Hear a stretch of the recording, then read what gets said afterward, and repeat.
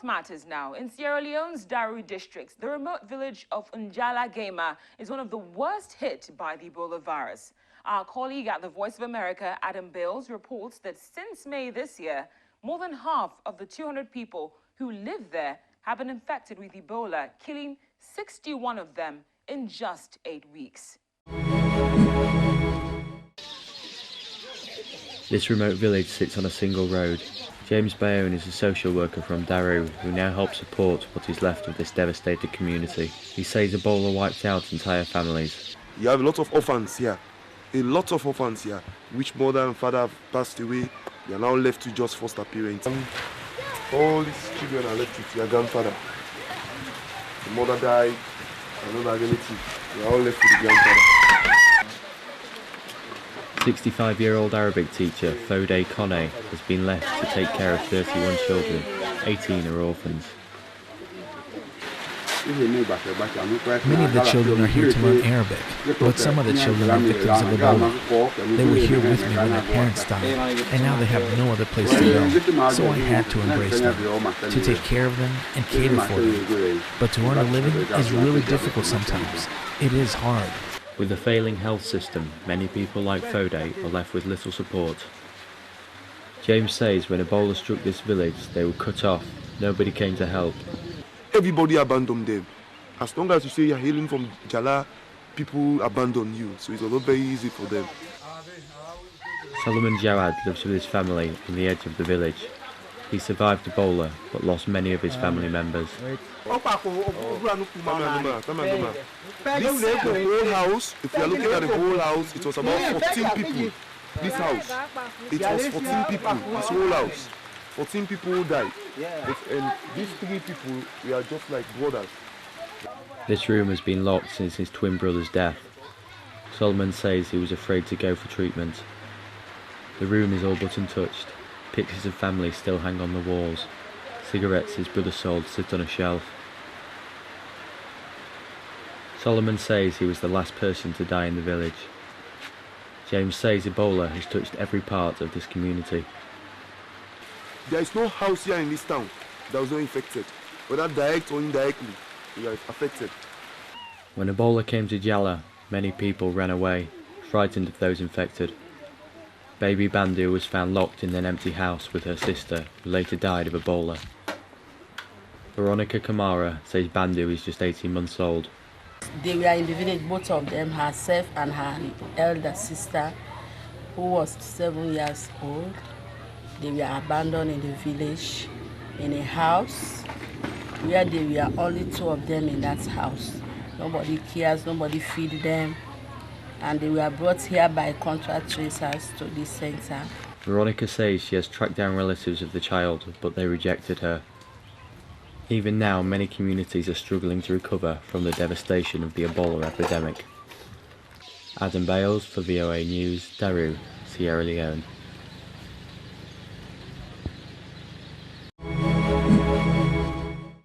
Still talking health, Mali continues to carry out health checks on its porous borders to keep Ebola out. But as many visitors, artisanal gold miners enter from Guinea every day, controls are a huge challenge. Mali is the only country that has not closed its border with Guinea. For regional health officials, this has narrowed the risk of potentially infected people slipping through into Mali. So far, no case of Ebola has been recorded in Mali. But the operation at the border post to keep Ebola out poses logistical challenges at this remote point in the West African scrubland. The hand-washing water has to be trucked in from a village 15 kilometers away in steel barrels, and there is a lack of chairs in the waiting area.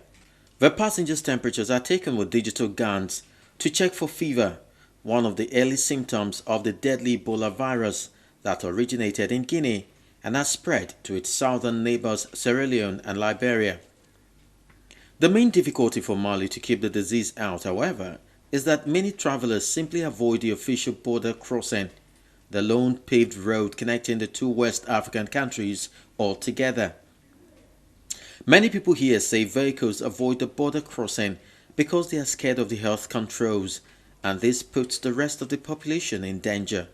The region is an artisanal gold mining hub that attracts workers from throughout northern Guinea and southern Mali. Guinean workers often enter Mali in the day and go home to Guinea at night. Mali's health ministry has relied thus far on effective controls at the official borders and strong community networks elsewhere, telling villagers to stay vigilant and report any suspected Ebola cases immediately. After the break on Network Africa, there's another type of virus that could pose a threat to Eastern Africa. Find out what it is in a moment. Now in East Africa, Uganda, the country has braced itself for a potential health threat which goes by the name of Marburg. The World Health Organization is now working closely with Uganda's Ministry of Health to contain the deadly Marburg hemorrhagic fever in the East African country. At a meeting involving health workers from the Ministry of Health, NGOs in Uganda and the WHO, it was confirmed that Uganda is monitoring 3 people suspected of having contracted the Marburg virus. One day after the country's Ministry of Health announced that 1 person died of that disease. The World Health Organization is working closely with Uganda's Ministry of Health to contain the deadly Marburg hemorrhagic fever in the East African country.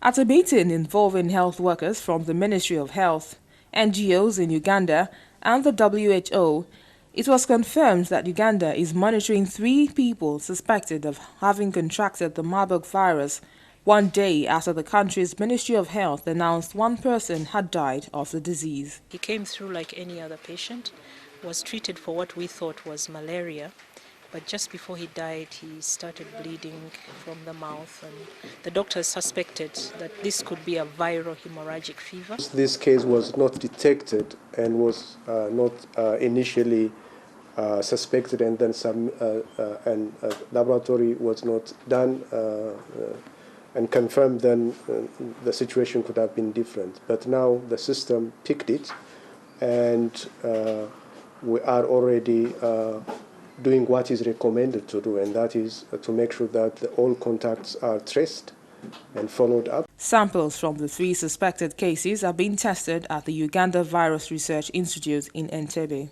Uganda's Ministry of Health said 1 of the 3 is the brother of the health worker who died of Marburg on September 28. They are now quarantined at their respective homes, but in separate rooms. They are well and alive, but we have restricted their movements because they are under strict observation. Just in case one of them developed a symptom of the disease, we immediately treat them. The Marburg virus was last reported in Uganda in 2012. It was reported that at that time, 4 members of the same family in the western Ugandan district of Kampala died of Marburg. According to the WHO, Marburg is a severe and highly fatal disease caused by a virus from the same family as the one that causes the Ebola hemorrhagic fever. According to the global health body, the illness caused by the Marburg virus begins abruptly with a severe headache. Case fatality rates have varied greatly from 25% in the initial laboratory-associated outbreak in 1967 to more than 80% in the Democratic Republic of Congo from 1998 to 2000, and even higher in the outbreak that began in Angola in late 2004.